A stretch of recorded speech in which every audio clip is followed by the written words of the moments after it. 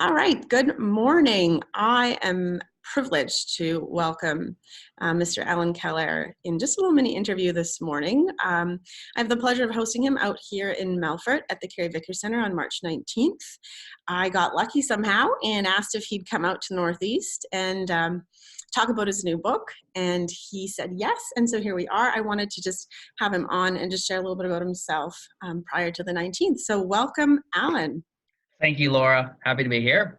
Great. Yeah, this morning it's been a little challenge to get this going. So hopefully this third time's the charm. So best-selling author, mental wellness advocate, accomplished speaker, stood on more than 500 stages coast to coast, and so privileged to have you on. Tell us a little bit about who Allan Kehler is. Yeah, what a mysterious man. You know what?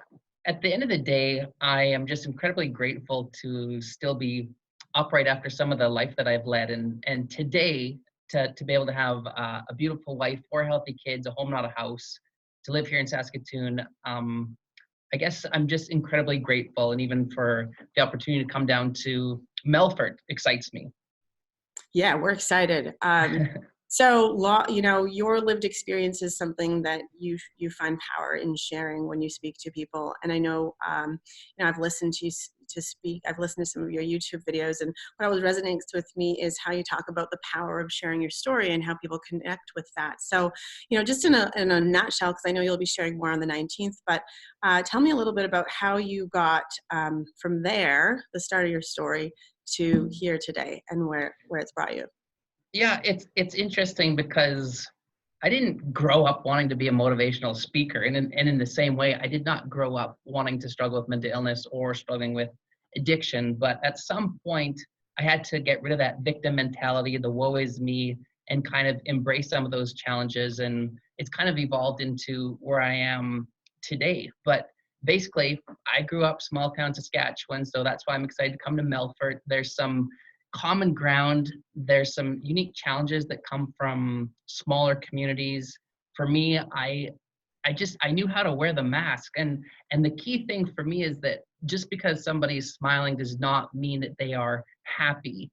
And yeah, I grew up in a very loving home, a really warm community, but I just had so much pain on the inside, and I never had the tools to manage that pain. And then all of a sudden I was introduced to alcohol, as many people are, and it became, I guess, like a first love. It helped me to feel what people probably call normal. And then I could escape this pain through gambling. I turned to self-harm in almost a way to be like, look at me. I'm in a lot of pain. I don't know how to talk about my pain, so maybe I'm just going to show you. And there were a lot of influential people in my life who wanted to help me. I don't think that they always knew how. And I remember even when my mental illness really started to escalate in frequency in grade 11, 12, not a single teacher approached me. And what's the message that we get when we're in pain and nobody approaches us? That they don't care. But I know that they cared. And what I find is that a lot of people want to help, but they don't know how. And we can so quickly become enmeshed in the journeys of others that then what happens is we lose out on the journey that we were meant to lead in the first place. So one of the things that I'm passionate about talking about is just the how. How do we have these conversations? And honestly, Laura, I think we overthink this one way too much. And I share a bit about how some of those people were able to impact my life in a positive way. But essentially all that we can control is ourselves. And I've learned a couple valuable tools that have got me to where I am today. And you hit the nail on the head, Laura. There is nothing more powerful or more sacred than someone's story. And what I'm seeing is as soon as I was able to tell my story, it gives other people permission to do the same. And so I would share some things, and then it's not the Me Too movement that we're seeing today, but it's the Me Too as in connection. Other people saying, I can relate to that. And I think that for me, Laura, one of my biggest downfalls was I always felt like people would never understand what was going through my head, or I always felt like I was going to be criticized or judged. And so I just I kept it quiet. I isolated, I withdrew. And when you do that, you can never attain healing. And so obviously I had to take a risk, be vulnerable, reach out for help. And that's what I'm seeing a lot of people do, especially men. And I understand the fear, but I also understand the rewards that come from that. Yeah, what you said about small town, you know, the dynamics of small town, that so rings true to me. I just was able to facilitate a youth safe spaces coffee house panel, and we had young adults there. And the one male who joined us, you know, he just said it is so tough growing up in rural Saskatchewan. The dynamics are different, and as a male, right? And it was Right. interesting because he said by hearing the stories of the other young adults on the panel and some of the other adults sharing at the age of 40, 42, he had some aha moments and breakthroughs just in that afternoon. Yeah. And how cool is that, that the next generation, that the children and youth today can see something like that, that men's panel. I mean, I was sitting on a men's panel not too long ago, and I thought to myself, what would this have done for me as a kid, especially a kid coming from rural Saskatchewan, if I could see that it was okay to actually put a voice to some of this, if I could see that this was not in any way, shape, or form a weakness, but actually an act of strength. I think that that could have really assisted in my vulnerability and really take away some of that fear.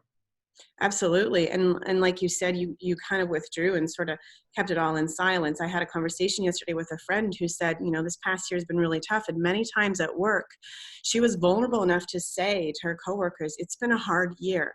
Trying Mm, to open up a conversation. But like you said, it's that awkward. People overthink it. They're not sure what to do or say. And so then she was just left alone with those thoughts, right? Nobody really engaged back. So yeah, the right. power of sharing your story and just, you know, holding space and listening. It's going to be a phenomenal event on the 19th. We're going to talk about your new book, Mental Health. It's Time to Talk, which I picked up a couple weeks ago and zipped through. Such a phenomenal read. I really think every household needs to have one. If, Well, thank you. because for even the women, I mean, we have fathers, we have brothers, we have uncles, we have husbands. So in you know, to be able to actually read those stories and see from a male's perspective and a male's brain and, you know, male's belief systems, how to work through them. So what inspired you to write that book?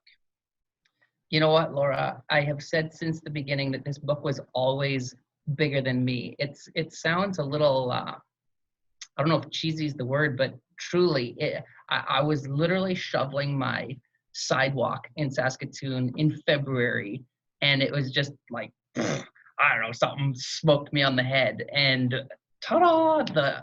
Literally the whole book was just there. The skeleton was there. Threw the shovel down, ran inside, and I grabbed the laptop that's right in front of me, and I wrote the skeleton. And I thought that initially this was supposed to be a book that contains stories for men and women, and it would have a few resources. But then it wasn't long after where, bah, I guess I'd call it a vision, and I'm not a vision kind of guy. But that's the only way I can explain what happened, because I was lying there sleeping, and it was crystal clear. Where it was a long line of men, all men, and each of them were handing me a story. And it became clear that, okay, it is time to have a book that is very specific to men. And like you alluded to, Laura, it is also really important to have the supportive role, because more often than not, and in my personal experience too, it was a female. Initially, it was my mom, right, who played that caregiving role, and then it was my wife Tanya, and to this day, she's my rock, and often it's the supporting role that really propels us into action. So that was why we dedicated one chapter to how to support the men in our life. And the book just took on a life of its own, which it often does. When you start to have real people in their stories, it's powerful. But on the other hand, I found it incredibly challenging. It was challenging because, well, we already talked about this. There's nothing more powerful than someone's story. So now I've been given a story and I have to transcribe it. and try to do it justice and honor their story. And it also forced me to relive some of my own challenges, because all the themes in the book I've gone through. I interviewed my best friend, my best friend's dad, my best friend who died by suicide. So there were just a lot of really difficult conversations, but at the end of the day, I really believe that we created something pretty cool, pretty powerful. And already it's just been neat to hear some of the ways in which it's had a positive impact. Oh, honestly, as you're sitting here describing it, I'm getting goosebumps just from going back to some of the sections of the book that I read. And what I love is that you have such a diverse background of men, from, men in healthcare, men in politics, men in agriculture, right? Because you know what, like mental wellness just doesn't have one face. Yeah, you say it well. And you know what else is interesting? The very first story is Jay Blakely. And Jay Blakely, he put it on Facebook. He's back in the debate center right now. And that's also in one way, it's just the reality of mental health, right? And the thing that's cool about Jay though is when he was initially hospitalized, he told nobody, right? He told nobody. It was this shame, it was this silence. And then his second hospitalization, he realized, I'm done with this. This is toxic. It's not helping me. And so while it hurt my heart to see that he was back there, on the other hand, it was kind of neat because there's been this transformation where, it is what it is. And he's fighting his way through it, and he knew what he needed to get help, and he acted on it. And so, yeah, there's pain and there's a struggle, but I think collectively he and others are moving the right way. So much respect to Jay. Well, and he brings the authentic truth and voice to mental illness and mental wellness. And if I recall correctly, reading his story, he even indicated, I may likely be back there, right? Yeah, that's right. After having, he said they had their little boy, and even just that honesty of that it is, it isn't something for some people that ever ends. It's something that you work through, and you have the support, and the right avenues of support to get where you need to go. So yeah, honestly, the book, I'm going to just go out here and say, like, it'll save lives. I mean, Mm-hmm. that's why for me, I'm so thankful that you're coming out to Melfort, to the Northeast, to do this evening. And it's for, tell me, is it just for men, for women, families, youth? Who are we all targeting here to invite to join us? I think even when we put this book together, Laura, like my wife and I were talking, and it became pretty transparent that it probably will be the women who buy the book more than men, right?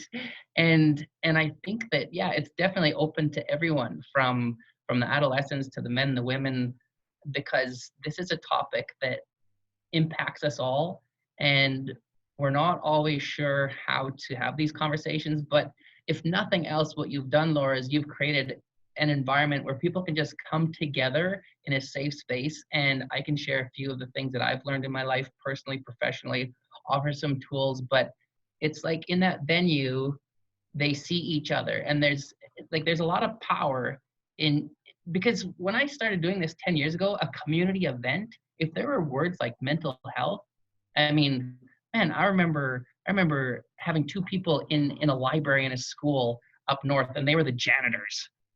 So we've come a long way, and it's just putting a face and voice to some of the stuff that we know is out there, and we're saying we're done with the hiding. It is what it is, and let's just have a conversation. Yeah, and how powerfully impactful is this for our youth? I'm just reading a book about the teenage brain, and the author, says it's not our words that are going to impact and change the generations that come behind us. It's actually our actions, and it's our patterns. So yeah, having these conversations, so powerful. So let's end this, because we don't want to give everything away. We want to leave some stuff for everybody who's coming on the 19th. But yeah, what would you say from the 10 years of speaking as a mental wellness advocate, and your own lived experience of mental health? What would you say is the biggest obstacle that's just like right there for all of us, that's in the way, particularly with men? And mental Yeah, health. that's a good question. I guess I feel like the biggest obstacle is ourself. I think that we get in our head way too much. What we think is going to happen will actually not happen, and that was a theme, Laura, that surfaced throughout the book repeatedly.